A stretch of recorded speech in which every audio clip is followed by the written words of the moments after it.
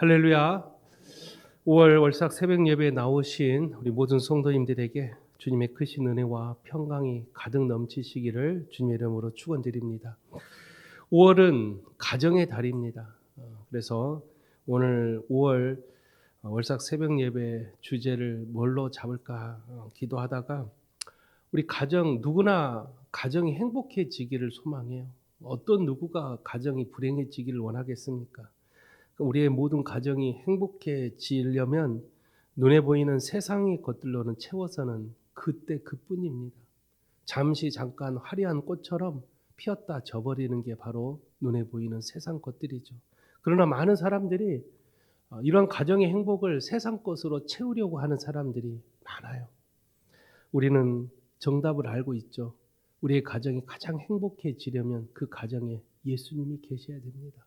그래서 이번 5월 한 달 주제는 오늘 제목이 뭐예요? 예수님을 가까이 하자. 예수님을 가까이 할 때 우리 가정이 가장 행복해질 수 있다는 것을 여러분 잊지 마시고 5월 한 달을 예수님을 가장 가까이 두는 그런 여러분의 가정이 되시기를 주님의 이름으로 축원드립니다. 우리가 옛말에 지피지기면 백전 불태란 말이 있습니다. 적을 알고 나를 알면 우리는 100번 싸워도 100번 이길 수 있다라는 말이 있죠. 우리는 모두가 가정이 행복해지기를 원해요. 또 예수님을 가까이 하면 우리는 행복해진다라는 것을 알고 있습니다. 그런데 왜 그렇게 살지 못할까요? 정답도 알고 있고 방법도 알고 있고 성경에서 수많은 선지자들이 또 수많은 말씀들이 예수님을 가까이 할 때 승리한다라고 말하고 있습니다. 그런데도 막상 삶을 돌아보면 우린 그렇게 살지 못해요. 왜 그럴까? 먼저 이런 사단의 유혹과 또 우리를 무너뜨리는 이 세상 수많은 사단 권세 이런 계획들을 우리는 알아야 이길 수 있습니다. 그래서 여러분에게 세 가지를 이야기하려고 합니다. 우리의 가정이 행복해지지 않는 세 가지 이유. 첫 번째, 하나님을 우리는 떠나서 무지한 존재가 되었기 때문에 그렇습니다. 이런 걸 다른 말로 말하면 영적 무감각이죠. 우리의 가정이 행복해지지 않는 첫 번째 이유는 영적 무감각이에요. 이 무감각이라는 것은 말 그대로 우리가 몸에 상처가 생기면 어때요? 아파요. 왜 아파요? 감각이 있으니까. 우리는 손에 상처가 나면 손을 쳐다봐요. 왜? 아프니까. 다리가 다치면 다리를 쳐다봅니다. 왜요? 다리가 아프니까. 그건 감각이 살아있다라는 우리의 현실입니다. 그런데 우리가 죄를 지었는데 죄를 바라보지 않아요. 죄를 지었는데 죄인지도 몰라요. 왜 그럴까요? 감각이 없기 때문에 그렇습니다. 이걸 바로 영적 무감각이라고 말합니다. 그럼 영적 무감각은 어디서 오느냐? 바로 하나님을 멀리하는 사람에게 찾아오는 가장 큰 하나님의 벌이죠. 우리는 하나님을 가까이 두어야 하는데 자꾸만 하나님보다 지금 당장 필요한 세상 것들을 자꾸만 가까이 두려고 합니다. 그러다 보니까 세상을 가까이 두다 보니 영적 무감각이 온지도 모르고 신앙생활하는 사람들이 참 많습니다. 이러한 사람들을 우리는 두 글자로 교만이라고 불러요. 성경은 교만을 가장 싫어하고 성경은 교만이 가장 큰 죄라고 그렇게 말합니다. 다른 죄도 많죠. 근데 다른 죄는요, 어느 정도 깨닫고 스스로 회개하고 돌아올 수 있는 여지가 있어요. 근데 교만은 스스로 깨달을 수가 없습니다. 왜 그래요? 다른 죄들은 죄 짓고 어느 순간 내가 왜 그랬을까? 하나님이 나를 얼마나 사랑하는데 이렇게 회개하고 돌아와요. 근데 교만은 스스로 깨닫지 못해요. 하나님보다 앞서가고 있기 때문에. 교만이라는 것은 어느 순간 내가 하나님 위에 서 있어요. 하나님 생각보다 앞서가고 하나님의 판단과 하나님의 인도하심이 아닌 내 경험과 내 지식과 내가 하고자 하는 것을 하는 사람들. 이러한 교만에 빠지면 하나님 앞에 스스로 깨달을 수가 없습니다. 그래서 하나님은 그런 교만한 자를 때로는 무섭게 심판하십니다. 또한 징벌하시죠. 어쩔 때는 사람을 통해서 우리를 깨닫게 해줄 때도 있어요. 그래서 성경에 보면 우리의 교만을 꺾어버리신다라는 말을 하나님은 종종 하십니다. 우리의 교만을 꺾어버린대요. 그 말은 약한 자를 들어 강하게 만드시고 약한 자를 들어 강한 자들을 부끄럽게 만드시는 게 하나님이 하시는 일이에요. 우리가 교만할 때 하나님은 우리의 교만을 꺾어버려요. 따라서 우리가 그 교만에 빠지지 않기 위해서 언제나 하나님을 가까이 하고 하나님이 나의 삶의 전부가 되어달라, 나의 삶의 주인이 되어달라, 우리는 엎드려 하나님을 경배하고 경외해야 된다라는, 하나님을 잃어버리는 게 가장 무서운 우리의 죄가 된다라는 것을 우리는 잊지 않아야 됩니다. 그러면 예방책, 어떻게 하면 교만에서 조금이라도 멀리할 수 있을까요? 라고 혹시 저에게 물어본다면 다른 방법은 없어요. 왜냐하면 아무리 우리가 교회 1, 2년 다닙니까? 그렇게 다녀도 교만이라는 이 죄는 순간 찾아와요. 순간 찾아와서 나도 모르는 사이에 하나님을 잃어버려요. 그래서 가장 좋은 방법이 무엇일까 제가 곰곰이 생각해 봤는데 이미 그것도 하나님이 우리에게 답을 가르쳐 줬어요. 시편 1편에 정답이 있어요. 시편 1편에 보면 어떤 사람이 가장 행복한 사람이에요? 하나님 말씀을 주야로 묵상하는 자. 주야, 그 말은 뭐예요? 밤낮 가릴 것 없이 늘 말씀을 갈까이 하라. 그래서 우리는 특별히 이 교만의 가장 예방책이 성경에 보면 잠언서예요. 잠언서. 이 잠언서에 보면 가장 유명한 말이 있죠. 하나님을 경외하는 것이 가장 지혜의 근본이다라고 말을 해요. 하나님이 말하는 지혜, 하나님이 말씀하시는 그 지혜가 우리가 언제 얻을 수 있냐? 하나님을 경외할 때 얻을 수 있대요. 하나님을 경외하는 것이 하나님을 아는 가장 최고의 거라면 하나님을 가까이 두기 위해서는 하나님을 경외하는 사람이 돼야 돼요. 잠언에 이런 이야기가 정말 많이 등장합니다. 잠언에 보면 교만함과 겸손에 대한 이야기가 참 많이 등장해요.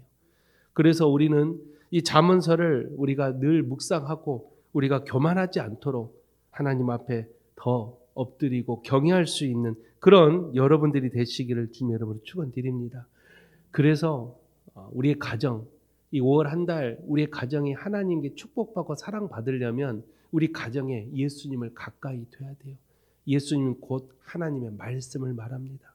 말씀을 가까이 두고 말씀 앞에 엎드릴 때 우리 가정이 가장 행복한 가정이 될 수 있다는 것을 여러분 기억하시기를 주 이름으로 축원드립니다.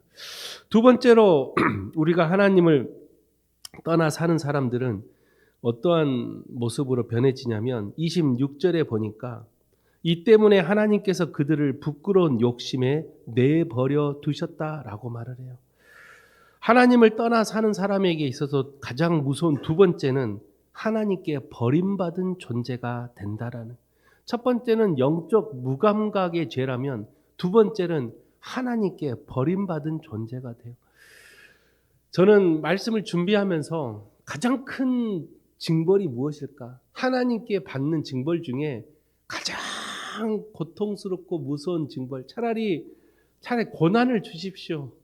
차라리 나를 더 혼내십시오라고 말할 정도로 가장 무서운 죄가 바로 하나님의 무관심이에요. 우리도 세상에서 학교에서 가장 힘든 게 뭐예요? 차라리 때리면 때려라. 근데 뭐가 제일 어려워요? 왕따. 아예 없는 사람 취급하는 거. 이런 사람들이 얼마나 우리 주변에 많이 있습니까? 그런데 오늘 본문에도 보니까 우리가 부끄러운 욕심에 빠져 있는데도 하나님이 우리를 내버려 둬버린대요. 이건 하나님께 버림받은 존재. 그래서 다윗이요, 그렇게 간절히 기도했던 그 기도의 제목들을 보면 다윗이 뭐라고 기도했어요? 내 안에 성령이 떠나지 않기를 기도해요. 다윗은 알았어요. 자기가 그렇게 승승장구하고 가는 곳마다 전쟁에서 승리하는 건 하나님이 나와 함께 하시기 때문에. 그래서 다윗이 골리앗을 쳐부수러 나갈 때 뭐라고 고백해요? 너는 칼과 단창으로 내게 나오지만 나는 만군의 여호와 이름으로 내게 나가. 다윗은 언제나 하나님과 함께하는 사람이었어요. 그래서 다윗은 자기가 죄를 짓고 하나님과 멀어졌을 때도 다윗은 가장 먼저 기도했던 것은 내 안에 성령이 떠나지 않기를, 주님이 떠나지 않기를 다윗은 끝까지 울면서 기도했어요. 가장 무서운 죄는, 가장 무서운 징벌은 하나님이 우리를 버리는 거예요. 우리가 정말로 5월 한 달 가정의 달을 맞이해서 우리 가정이 가장 행복해지려면 주님이 떠나지 않아야 돼요. 우리 가정에 예수님이 언제나 임재해야 돼요. 그러기 위해서는 우리가 방법이 있어요. 하나님이 어떻게 하면 우리 가운데 가까이 할까? 하나님은 어떻게 하면 임재할까? 그러면 하나님 임재하는 곳이 어딘지를 알아야 돼요. 하나님 임재하는 곳이 어디입니까? 바로 성전이죠. 말씀이 살아있는 성전에 하나님은 임재해요. 구약의 이스라엘 백성들은 출애굽에서 광야에서 늘 하나님이 그들과 함께했어요. 낮에는 구름 기둥으로, 밤에는 불 기둥으로 함께했어요. 그때마다 그곳에 뭘 세웠어요? 천막을 치고 성전을 만들었어요. 그 성전에서 하나님의 말씀인 뭘 두었어요? 법궤를 두고 그 성전에서 예배를, 물론 우리가 말하는 성전은 건물 같은 성전이지만 그 당시는 천막이었어요. 왜냐하면 언제든지 이동을 해야 되기 때문에 초라하고 보잘것없는 성전이었지만 그곳에 뭐가 있었어요? 법궤, 하나님의 말씀이 있는 곳에 하나님은 임재했다라는 거예요. 제가 여러분에게 가끔 그런 말을 해요. 우리 안에 성전이 있어야 된다고. 우리 마음속에 거룩한 성전이 있어야 돼. 그 이유는 성전이 있는 곳에 하나님이 임재한다면 우리 마음속에 하나님이 임재해야 돼요. 그러기 위해서는 내 안에 보이지 않는 성전을 늘 깨끗하게 닦아야 돼요. 기도로 닦고 찬송으로 닦고 섬김과 사랑으로 닦아서 내 안에 이 성전이 깨끗해져서 하나님이 언제든지 오시더라도 우리 안에 임재할 수 있는 그런 거룩한 성전을 만들어야 돼요. 그런데 우리 안에 있는 성전이 더러워졌어요. 하나님 임재하지 않아요. 주님께서 우리를 사랑하시려고 찾아왔다가도 우리 안에 있는 성전이 세상에 있는 수많은 탐욕과 욕심과 분노와 성냄으로 가득 차서 주님이 오실 수 있는 자리가 없어요. 우리는 그런 사람들은 하나님이 버려버린대요. 참 가장 무서운 죄죠. 모두가 다 구원받기를 원하시지만 하나님은 마지막 주님이 재림하시는 그날까지도 기다리고 계세요. 저도 가끔 그런 생각을 해요. 그러지 말고 하나님이 먼저 우리를 다 불러주시면 안 되나? 굳이 슬기로운 5 처녀만 데리고 가셔야 되나? 미련한 5 처녀도 주님 빨리 와서 문 열고 그 기름 가지러 갈 때 좀만 더 기다려 주시면 안 되나? 그런 생각을 가끔 해요. 하나님은 사랑이시라면서요. 근데 왜 하나님 그런 무지한 자들을 그런 징벌 속에 내버려 두십니까? 모르겠어요. 하나님의 섭리의 역사는 인간의 생각으로 담을 수는 없어요. 하나님의 섭리의 역사는 인간의 판단으로 판단할 수는 없어요. 하나님이 하시는 일은 하나님이 하실 것입니다. 우리는 하나님이 기회를 주고 기다리실 때 우리는 빨리 주님께로 돌아가야 돼요.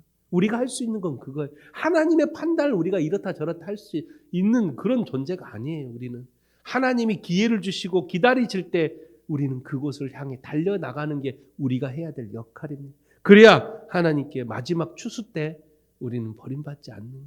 알곡은 곡간으로 들어가고 쭉정이는 바깥 어두운 곳에 쫓겨 슬피 이를 갈고 운다고 했던 것처럼 우리가 쭉정이가 아니라 알곡이 되려면 내 안에 하나님이 임재하는 성전이 거룩하게 자리를 잡아야 알곡이 되는 거예요.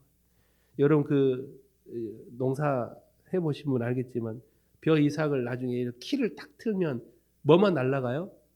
그 알갱이 안에 알곡이 안 차 있는 껍질 쭉정이는 바람에 겨는 날려가 버려요. 왜? 가벼우니까.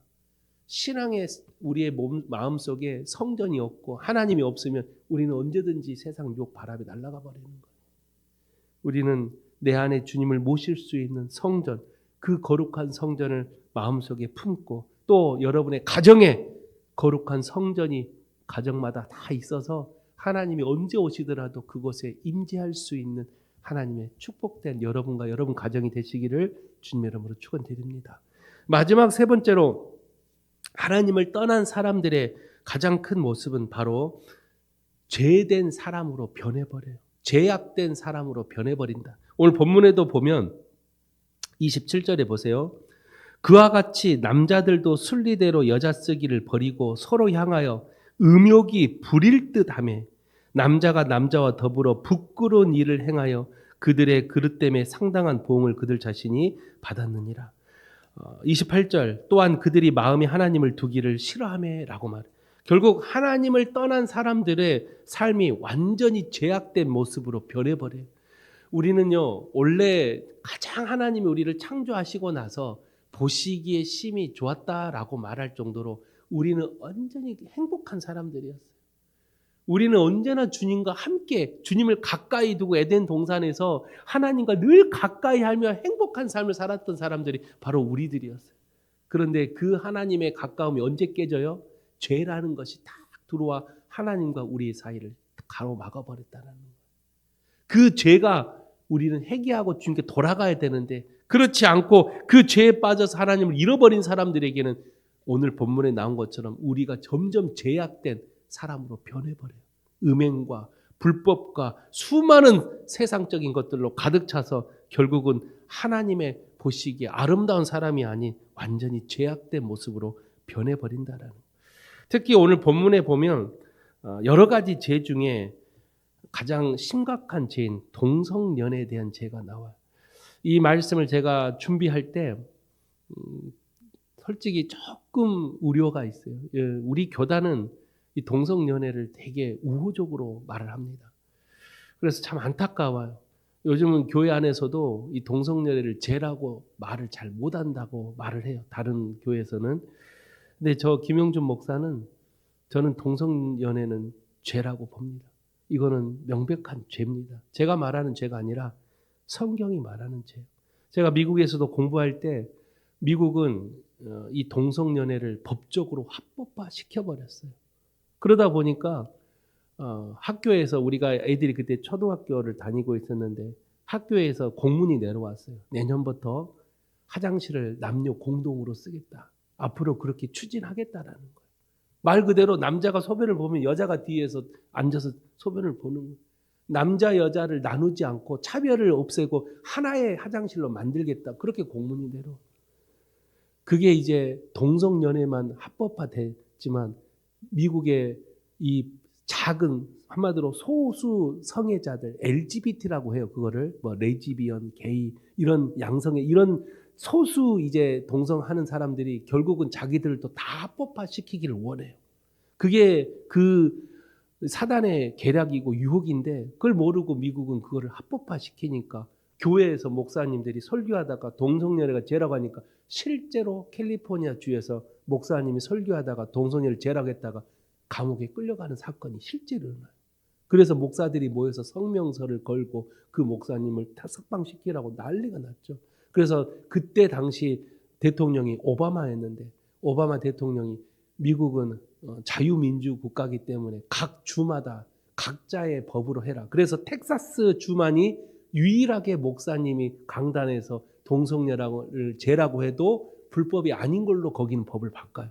목사는 설교에 자유권이 있는 그런 주가 텍사스 주였습니다.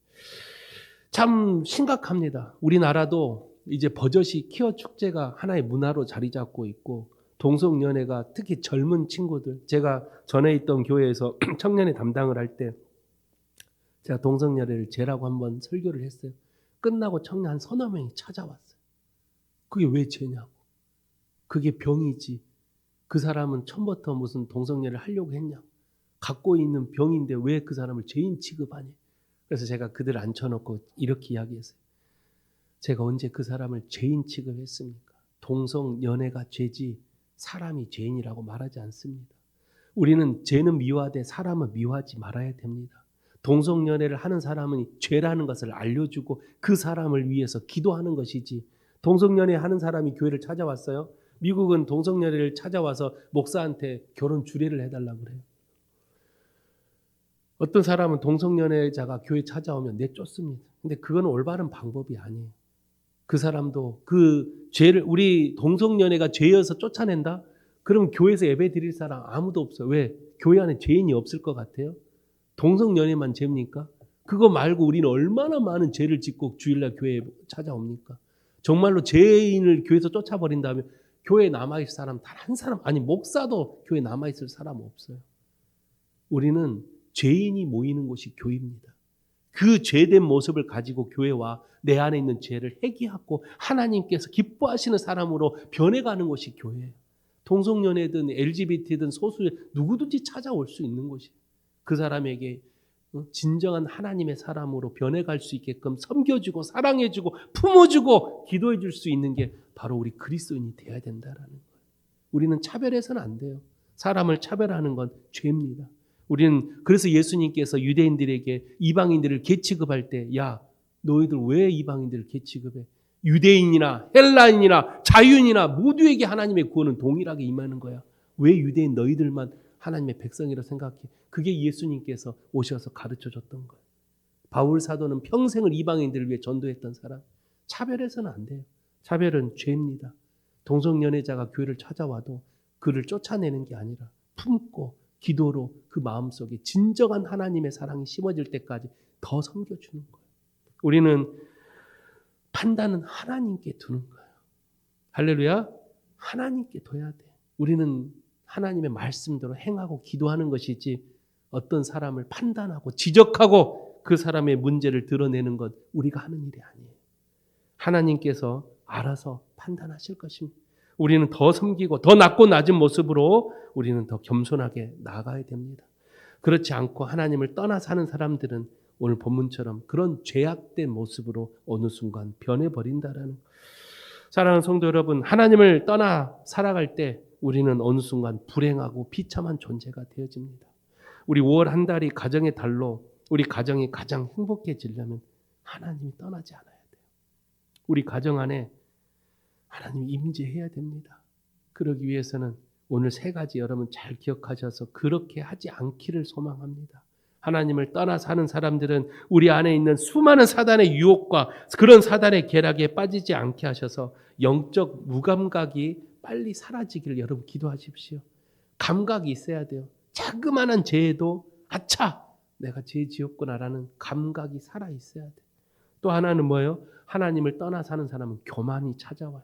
우리는 더 겸손한 자리로 내려가십시오. 더 낮고 낮은 곳으로 내려가십시오. 그래야 우리가 교만에 빠지지 않습니다. 그러기 위해서 아까 뭐 하라 그랬어요? 잠언서 읽으세요. 잠언서. 말씀을 가까이 하시고.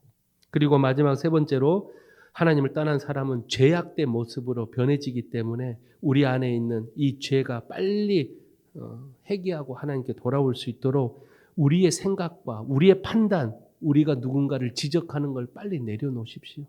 하나님께 모든 걸 맡기고 우리는 더 하나님 말씀대로 행하는 그런 겸손한 여러분들이 되시기를 주님의 이름으로 축원드립니다. 올 한 달 여러분과 여러분의 가정에 예수님이 가장 가까운 친구가 되시기를 주 이름으로 부탁을 드립니다. 힘들 때, 어려울 때 가장 가까운 친구가 예수님이기를 원해요. 세상이 아니라. 그래서 여러분 하나님 앞에 주님 힘들어요. 하나님 도와주세요. 제일 먼저 주님을 찾고 그래서 여러분과 여러분의 가정이 가장 행복해지는 5월 한 달이 되시기를 주님의 이름으로 축원드립니다.